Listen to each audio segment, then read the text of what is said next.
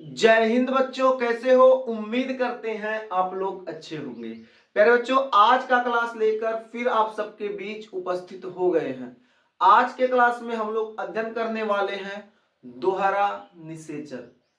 क्या अध्ययन करने वाले हैं? दोहरा निषेचन हम लोग आज की क्लास में अध्ययन करने वाले हैं। तो अब बिना समय गंवाए हम लोग क्या करते हैं, सीधे क्लास को स्टार्ट करते हैं। तो दोहरा निषेचन हम लोग शुरू करेंगे आज के क्लास में। तो इससे पहले आपको जब बीजांड पढ़ाया गया होगा तो बताया गया होगा उसके अंदर पाया जाता है भ्रूणकोश, और उसका ऊपरी सिरा जो होता है निभाग। और निभाग होने के कारण उसको हम लोग क्या कहते हैं? निभागी सिरा।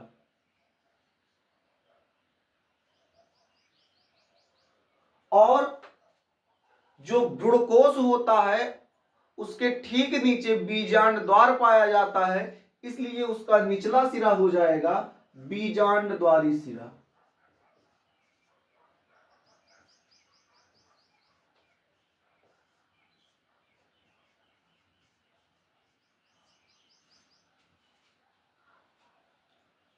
भ्रूणकोश जो होता है उसके अंदर दो केंद्रक पाए जाते हैं, जिसे ध्रुवीय केंद्रक बोलते हैं। और जब पराग नलिका क्या करती है, उसके अंदर प्रवेश करती है तो दो नर युग्मकों को क्या कर देती है? मुक्त कर देती है। ये हो जाएंगे दो नर युग्मक।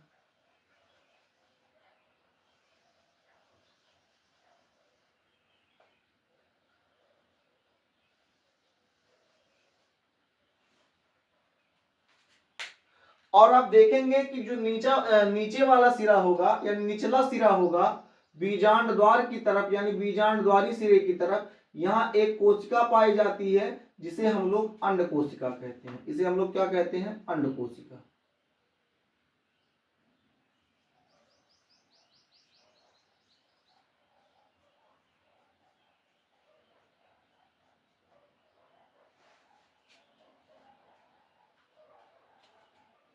आगे देखते हैं, इसे हम लोग क्या कहते हैं? तो इसे हम लोग कहते हैं ध्रुवीय केंद्रक। यहां लिख दें।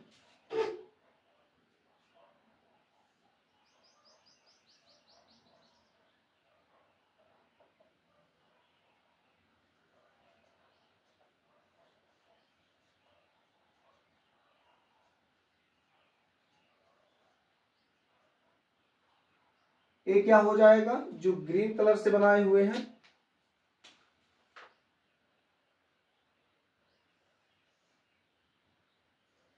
नर युग्मक।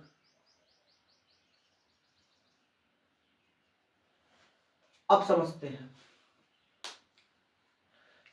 ये जो नर युग्मक होते हैं, इन नर युग्मकों में से एक नर युग्मक अंड कोशिका के केंद्रक से क्रिया करेगा। यानी कहने का मतलब क्या है?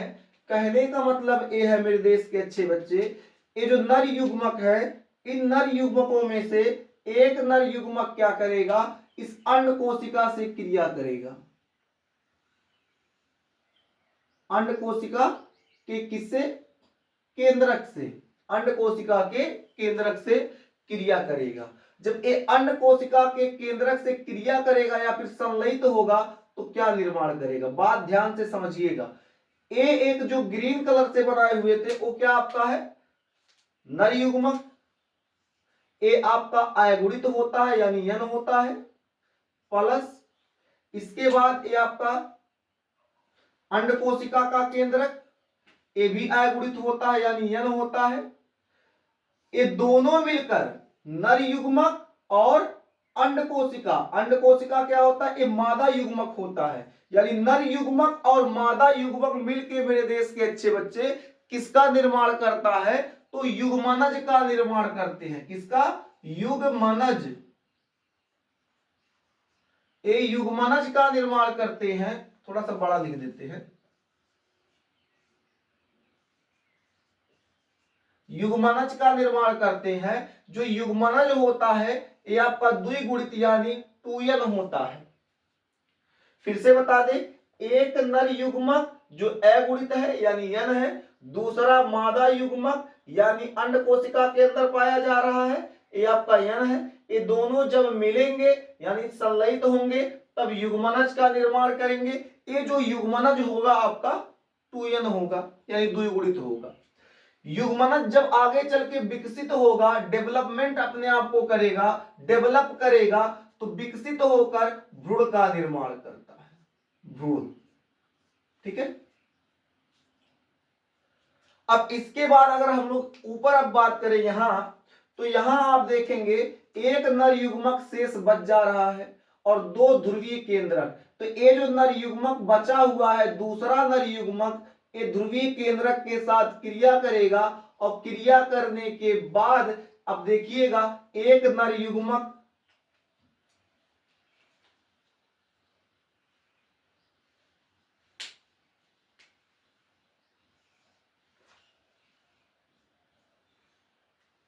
एक नर युग्मक, ये भी आपका यन हो जाएगा, और 2 ध्रुवीय केंद्रक। ध्रुवीय केंद्रक कितने हैं? 2 हैं, तो 2 ध्रुवीय केंद्रक ये क्या हो जाएंगे? यन प्लस यन हो जाएंगे। तो एक नर युग्मक 2 ध्रुवीय केंद्रक ये जब आपस में संलयित होंगे तो आपस में संलयित होकर एक किसका निर्माण करेंगे? प्राथमिक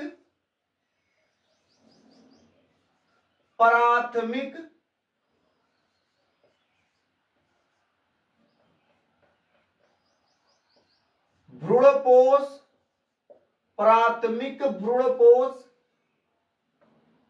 केंद्रक का निर्माण करेंगे। और प्राथमिक भ्रूणपोष केंद्रक जो होगा आगे जब विकसित होगा तो विकसित होकर भ्रूणपोष का निर्माण करेगा।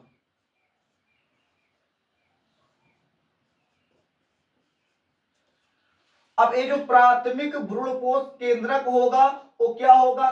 3n होगा यानी त्रिगुणित होगा। 1 और 1 प्लस 1 2 और 1 3, 3n। और इसका जो भ्रूणपोष होगा ये भी आपका क्या हो जाएगा? त्रिगुणित यानी 3n ही होगा। फिर से बता दे, यानी ये जो एक नर युग्मक बचा हुआ है, एक नर युग्मक यहां आ गया, जो दूसरा नर युग्मक है ध्रुवीय केंद्रकों के साथ संलयित होता है, प्राथमिक भ्रूणपोष केंद्रक का निर्माण करता है। प्राथमिक भ्रूणपोष केंद्रक जब विकसित होता है तो विकसित होकर क्या करेगा? भ्रूणपोष का निर्माण करेगा। तो यहां देखेंगे, यहां आप अगर देखें तो ये जो प्राथमिक भ्रूणपोष केंद्रक का निर्माण हुआ, उसके बाद भ्रूणपोष का निर्माण हुआ, यहां पर आपके कितने युग्मक हैं? 3 युग्मक हैं। ठीक है, इसलिए इसको हम लोग क्या कहेंगे? त्रिसंलयन कहेंगे। क्या कहेंगे? त्रिसंलयन। यानी ये जो ऊपर की क्रिया पूरी हो रही है, यहां देख लीजिए, ये जो ऊपर की पूरी क्रिया हो रही है, इस पूरी क्रिया को हम लोग त्रिसंलयन कहेंगे। त्रिसंलयन।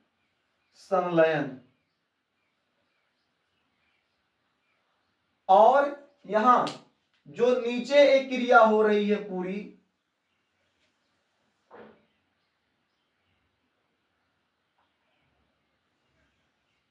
इसे हम लोग युग्मक संलयन कहेंगे।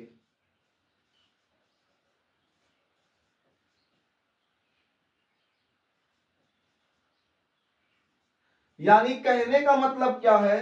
कहने का मतलब ये है मेरे देश के नौजवान, कहने का मतलब ये है कि युग्मक संलयन, बात समझिएगा, युग्मक युग्मक संलयन और त्रिसंलयन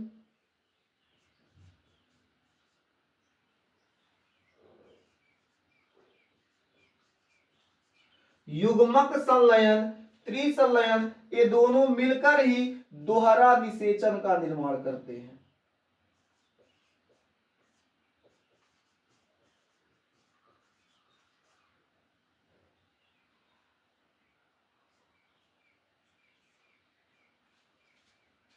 तो दोहरा निषेचन का निर्माण कैसे होता है? यानी युग्मक संलयन और त्रिसंलयन। यानी ये जो युग्मक संलयन है और ये त्रिसंलयन, यही बाबू द्विनिषेचन या दोहरा निषेचन कहलाता है।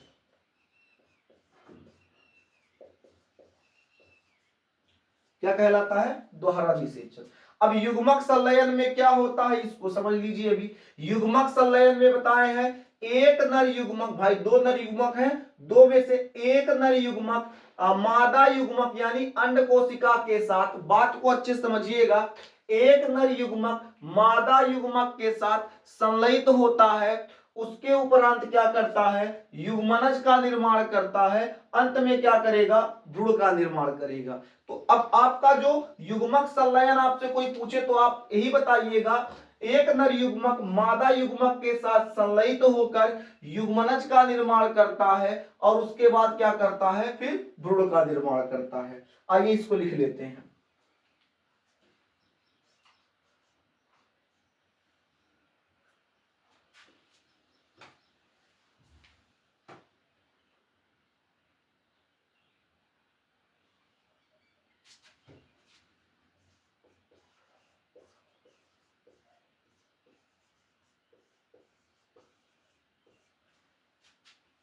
एक नर युग्मक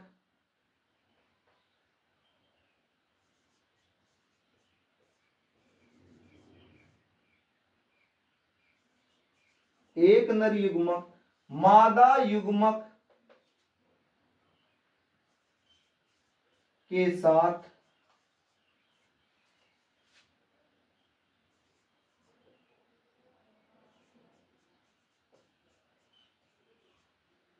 मादा युग्मक के साथ संलयित होकर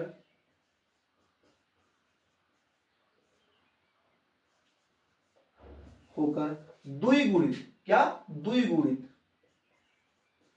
द्विगुणित युग्मनज का निर्माण करता है।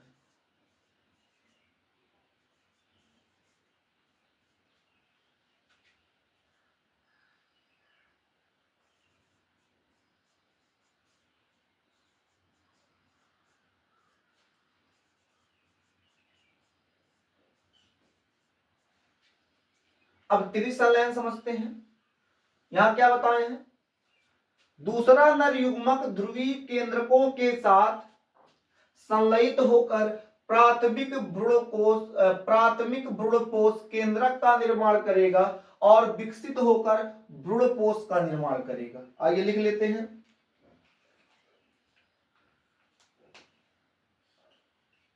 त्रिसंलयन, दूसरा नर युग्मक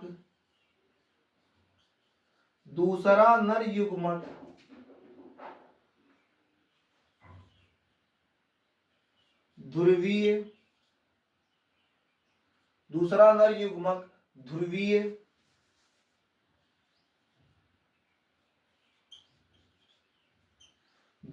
केंद्रकों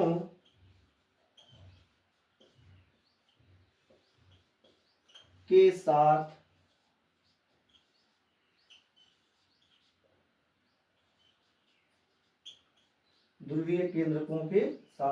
संलयित होकर प्राथमिक भ्रूणपोष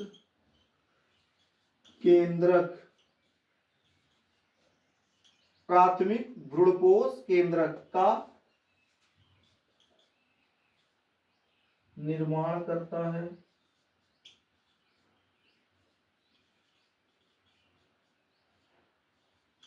और ये जब विकसित हो जाते हैं तो फिर क्या हो जाता है, किसका निर्माण होता है, भ्रूणपोष का। ठीक है, ये आपका त्रिसंलयन होगा, ये आपका युग्मक संलयन हो गया। उम्मीद करते हैं इतना चीजें आपको अच्छे से समझ में आ गई होंगी। आ गई हैं तो इसको नोट कर लीजिए।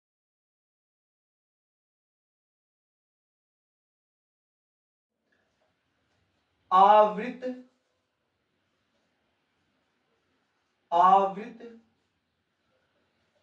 बीजी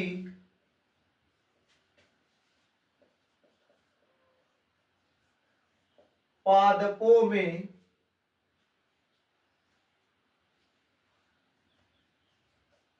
एक नर युग्मक एक नर युग्मक मादा युग्मक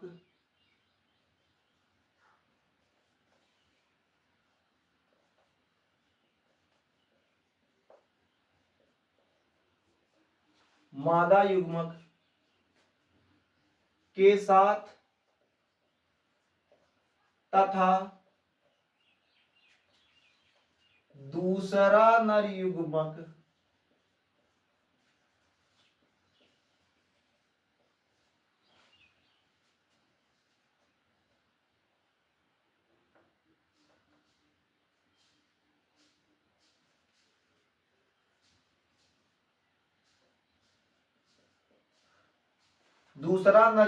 ध्रुवीय केंद्रकों के साथ संलयित होता है, संलयित होता है।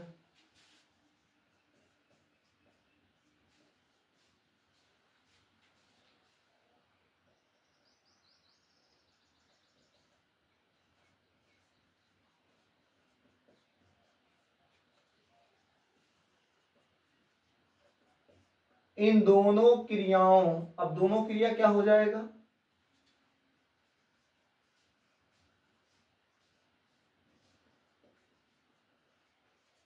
युग्मक संलयन, त्रिसंलयन। इन दोनों क्रियाओं युग्मक संलयन तथा त्रिसंलयन के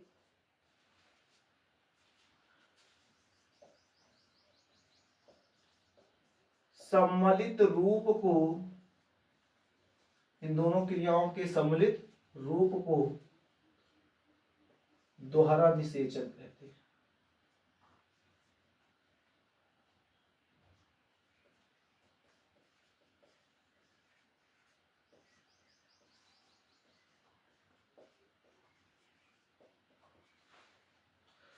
तो क्या हो जाएगा, आवृत बीजी पादपों में एक नर युग्मक मादा युग्मक यानी अंड कोशिका के साथ, एक नर युग्मक मादा युग्मक यानी अंड कोशिका के साथ, आगे कह रहा है दूसरा नर युग्मक ध्रुवीय केंद्रकों के साथ संलयित होता है। दूसरा नर युग्मक ध्रुवीय केंद्रकों के साथ संलयित, यानी एक नर युग्मक मादा युग्मक के साथ होगा संलयित, एक दूसरा नर युग्मक ध्रुवीय केंद्रकों के साथ संलयित होगा। आगे क्या कह रहा है, इन दोनों क्रियाओं में, अब दोनों क्रिया क्या है, इससे आपका इस क्रिया से आपका युग्मक संलयन का निर्माण हुआ। युग्मक संलयन यहां देख लीजिएगा, युग्मक संलयन में क्या बताया गया, एक नर युग्मक मादा युग्मक के साथ संलयित होकर द्विगुणित युग्मक का निर्माण करता है। यानी आपका दोनों क्रिया मतलब एक क्रिया ए, इस क्रिया द्वारा किसका निर्माण होगा, युग्मक संलयन का, इस क्रिया द्वारा किसका निर्माण होगा, त्रिसंलयन का। तो वही लिखवाया गया है, इन दोनों क्रियाओं में मतलब युग्मक संलयन प्लस त्रिसंलयन, इन दोनों क्रियाओं के सम्मिलित रूप को दोहरा निषेचन कहते हैं। यानी कहने का मतलब क्या है, जो आवृत बीजी पादप होते हैं, आवृत बीजी पादपों में एक नर युग्मक मादा युग्मक के साथ तथा दूसरा नर युग्मक ध्रुवीय केंद्रकों के साथ संलयित होगा। संलयित होने के बाद मतलब ये दोनों जो क्रियाएं होंगी, ये दोनों क्रियाएं मतलब आपका हो जाएगा, दोनों क्रिया में युग्मक संलयन और त्रिसंलयन, इसका जो सम्मिलित रूप होगा, इसको मिला दिया जाएगा दोनों संलयन को, तो इसका सम्मिलित रूप देखो, इसको ऐड कर दिए, इसका सम्मिलित रूप दोहरा निषेचन कहलाएगा। जो चीज आपको यही समझाए थे बस वही चीज बाबू यहां लिखवा दिए थोड़ा सा सही करके, और यही इसकी परिभाषा बन गई दोहरा निषेचन का। समझ में आ गया?